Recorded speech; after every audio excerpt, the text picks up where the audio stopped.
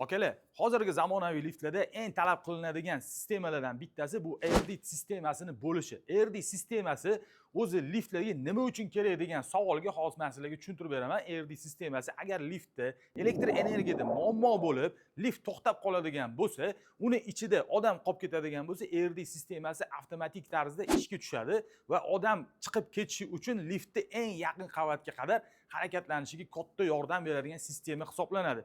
Akalar, Aquabuild kompaniyasi yengillik qilishdan to'xtamaydi va liftlarning sifatini ustida doimo ishlashga harakat qilamiz va AirD tizimini hozir yangilagan qismini ko'rsatmoqchiman.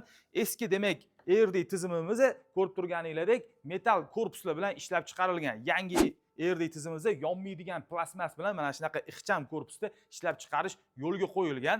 Eski AirD tizimining farqi yangisidan shundan iboratki, oldin demak 12 voltli 5,5 amperli akkumulyatorlardan foydalangan holda ishlatilgan. Hozirgisi bo'lsa, demak 12 voltli 7,5 amperli akkumulyatorlar bilan ishlab chiqarish yo'lga qo'yilgan. Oldingi eski AirD liftlarning kontrolleri orqali sozlanardi. Hozirgi yangi AirD'imizda o'zini sozlamalari, demak funksiyalarini o'zida o'rnatish mumkin bo'ladi.